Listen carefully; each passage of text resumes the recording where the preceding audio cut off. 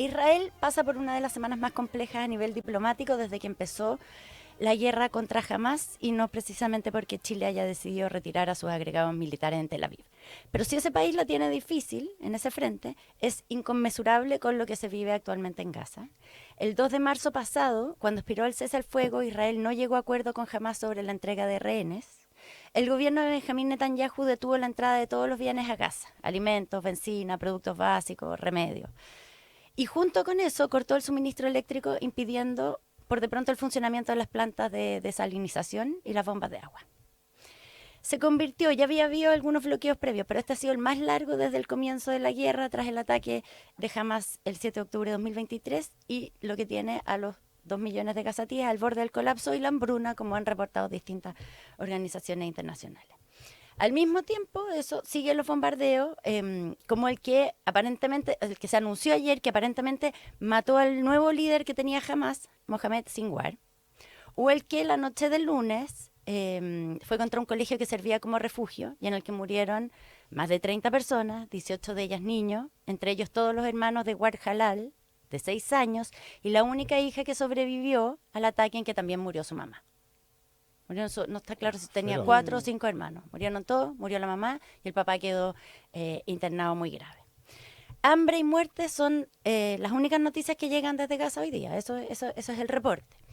La semana pasada, Israel dijo, ante la presión internacional, que iba a comenzar a dar acceso a la ayuda humanitaria, pero no de cualquier forma, sino que, como saltándose los mecanismos tradicionales que provee la ONU, Estados Unidos y Israel diseñaron un mecanismo propio. Crearon la Fundación Humanitaria de Gaza, que las organizaciones de ayuda humanitaria temen que sea utilizada como herramienta política, como herramienta militar, la entrega de las ayudas. Y además dicen que el hecho de que sus entregas estén siendo como custodiadas por las Fuerzas Armadas de Israel claramente no le da seguridad a la población que necesita acceder a esa ayuda, o sea, que está desesperada por acceder a esa ayuda. Como sea, los 2 primeros días de entrega, o los 2 primeros días de entrega oficial, que fueron ayer y anteayer, la verdad es que han sido súper caóticos, han terminado con disparos, al menos un muerto, ese es como el reporte conservador, y 47 personas heridas el primer día por disparos del ejército, y en medio de una población que está totalmente desesperada en buscar alimentos y bienes básicos. Entonces, Ayer hubo otra avalancha, pero sobre una claro, bodega de la una ONU. de las bodegas, 4 personas murieron, claro, digamos. porque O sea, están desesperados. Entonces, desde la propia ONU decían, es imposible pensar que esto va a ser calmado y organizado, porque la gente Claro. necesita esa ayuda O sea, en algún urgentemente. momento incluso tuvieron que retirarse porque era tanta la Exactamente. gente que, que quería ese alimento que era imposible siquiera O sea, distribuirlo. es una operación muy complicada de por sí. Mm. Bueno, el nivel de crisis ha llevado a que incluso los aliados de Israel hayan subido el tono contra Netanyahu. Si bien sus aliados siguen apoyando a Israel de distintos modos, ayuda militar incluida, hay una creciente impaciencia con las acciones y el curso que ha tomado la guerra. El lunes de la semana pasada, el Reino Unido, Francia y Canadá, que han apoyado a Israel en su respuesta contra Hamas, dicen que Israel tiene derecho a defenderse, dijeron que la escalada es completamente desproporcionada. Y al día siguiente los británicos suspendieron las conversaciones para ampliar el acuerdo de libre comercio con Israel. Lo mismo la Unión Europea también está parando ciertas asociaciones. El canciller de Giorgia Meloni en Italia, que no vamos a decir que es un gobierno woke, llamó a parar los ataques, dijo que esto tiene que parar. El fin de semana incluso Donald Trump, el mismo que está persiguiendo el antisemitismo adentro de Estados Unidos a costa incluso de revocar las visas, todo eso, dijo que la guerra tiene que terminar cuanto antes. Y quizás lo más sintomático es que desde Alemania, que es el otro gran aliado de Israel, el líder de ese país, Friedrich Merz, criticó a Netanyahu. Dijo, lo que ahora hace el ejército israelí en Gaza sinceramente no lo entiendo. Hacer sufrir a la población civil, como ha ocurrido de forma creciente en los últimos días, es algo que ya no se puede justificar por la lucha contra el terrorismo de Hamas. Eso dijo el canciller alemán. claro, no es una retaíla de bolcheviques, digamos. Alemania, de hecho, dado los crímenes del Holocausto, tiene como parte de su política exterior un compromiso con la existencia y la seguridad del Estado de Israel. Entonces, por eso es tan llamativo que desde Alemania hayan hecho esta crítica. Ahora, si ustedes piensan, si eso está ocurriendo en Alemania o entre los países aliados de Israel, ¿se imaginan ustedes qué puede estar pasando en un gobierno encabezado por un presidente y un sector que siempre ha sido pro causa palestina? ¿Como cuál? Como el chileno, ¿no es cierto? Claro. Esta administración tiene un historial de acciones de protesta contra Israel. la más inolvidable fue cuando el presidente Boric no le quiso recibir las credenciales al embajador de ese país en el año 2022. O sea, esto antes del ataque de Hamas contra Israel. Claro. Nuestras tensiones venían antes de que todo esto empezara. Y desde ahí solo han ido creciendo. Y Boric había tenido enfrentamientos, cierta Exactamente. hostilidad O sea, desde la época de diputado. Exactamente. Ya, tras el inicio de la guerra, el presidente llamó a consulta al embajador chileno en Israel, que nunca más volvió. De hecho, ya está destinado en otra parte. Está en La Haya, Jorge Carvajal. Y luego, el año pasado, estuvo la exclusión de Israel de la FIDAE. La última acción es la que conocimos ayer. El presidente llamó de vuelta a los agregados militares. Son 2 que estaban ahí, porque antes ya se había ido uno, que estaban en la embajada en Tel Aviv. Le preguntaba yo a Pablo Cabrera, diplomático de amplia experiencia, sobre concretamente qué significa como este gesto, más allá de que es evidentemente una protesta. Me decía que Chile ya había marcado el punto contra Israel retirando al embajador. Sacar a los agregados tiene como menos significación, pero igual es un punto. Quizás debió haber sido primero, me decía, tal vez debió ser primero el retiro de los agregados después del embajador, pero que la relación ya está resentida y no agrega tanto más. Está por verse qué efecto tiene esto con Israel, pero acá, en Chile, sí tuvo mucho efecto. La medida se tomó la semana pasada. Según me dicen en la Cancillería, nunca fue el plan anunciarla en la cuenta pública. Pero se demoró la comunicación porque tenían que reportarla allá, a la Cancillería de Israel primero, y entiendo que había un feriado la semana pasada. Entonces, se demoró por eso. Pero finalmente pasó el peor escenario, que es que se filtró, lo contó el Líbero. Llegó incluso hasta Argentina. Tú partiste ayer el día contando que había llegado el programa del periodista Eduardo Feynman, que periodista argentino que además hace su programa con la bandera de Israel ahí. O sea, tiene un especial interés en el tema.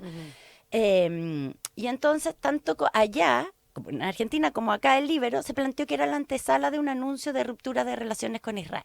Claro, y Feynman citaba fuentes de las Fuerzas Armadas Argentinas. Claro, que se habían enterado, probablemente porque una vez avisados los agregados militares allá, se empieza a correr la noticia. Entonces los agregados militares argentinos posiblemente también se enteren. Bueno, quién sabe. Ya, pero es cierto eso. Está en la agenda la posibilidad de cortar relaciones con Israel. Bueno, gana al presidente y algunos sectores que lo acompañan, el Partido Comunista, el Frente Amplio, no le faltan. Ayer tú conversabas con Janet Jara, candidata al Partido Comunista, y decía que si ella fuera gobernante, ella suspendería. Ya, tampoco le faltan ganas a sectores de la comunidad palestina que sabemos que es grande e influyente en nuestro país. No a todos, pero hay mucha gente que quisiera cortar relaciones, y por eso la presión es y ha sido fuerte. Sin embargo, el presidente, en relación a Venezuela, fijó una posición distinta. No quiero comparar los casos con Venezuela, pero tenemos también una situación con Venezuela. Las elecciones que no fueron transparentes, el presidente las ha criticado, echaron a todos nuestros funcionarios diplomáticos de la Embajada de Venezuela y además la Fiscalía cree que vinieron a matar a Ronald Ojeda acá a Chile. Entonces, pero en ese caso, el presidente, cuando se expulsó al personal diplomático chileno, dijo: Chile jamás será un país proclive a romper relaciones con nadie. Las únicas veces en la historia democrática que Chile rompió relaciones diplomáticas fue en el año 43 con la Alemania nazi y con Japón.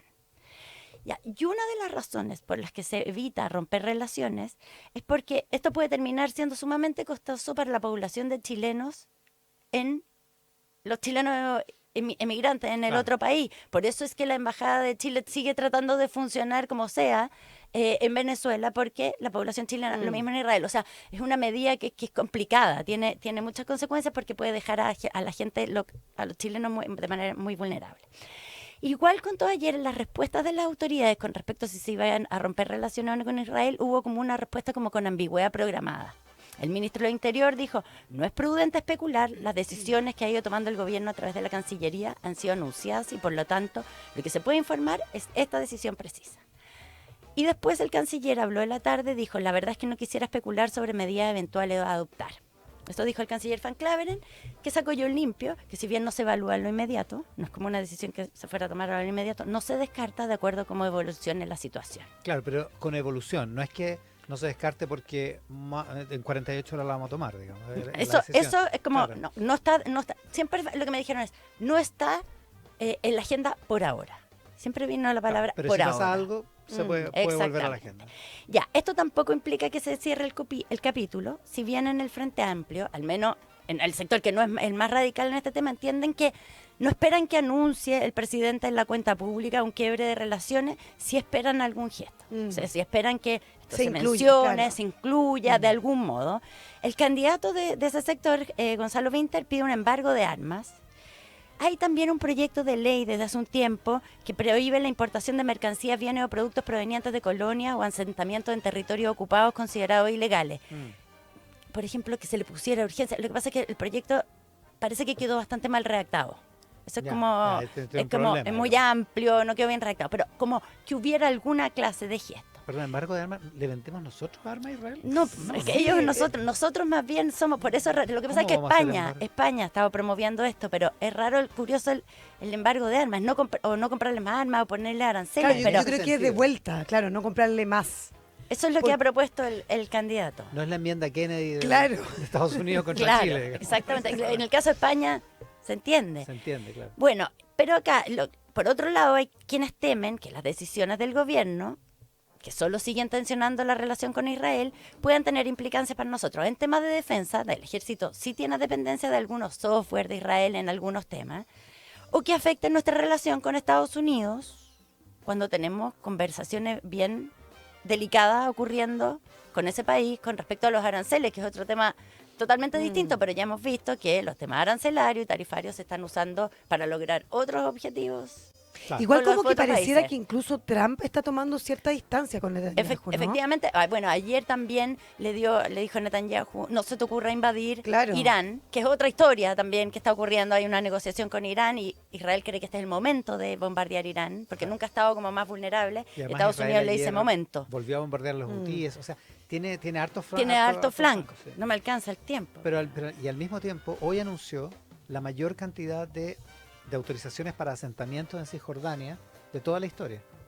Increíble. Entonces, está avanzando en varios frentes Israel. Israel, Es claro, muy- porque cree que es un momento Que es el como momento. un punto de quiebre en que Claro. su- Como que ya no está centrado solamente en Gaza, sino que se No, está ampliando Claro, y eso porque es estaba, súper peligroso está también. proyectando su futuro como defensivo, como este es el Exactamente. momento en que tengo que aprovechar la vulnerabilidad de todos los demás. Porque después se viene la Exactamente. respuesta.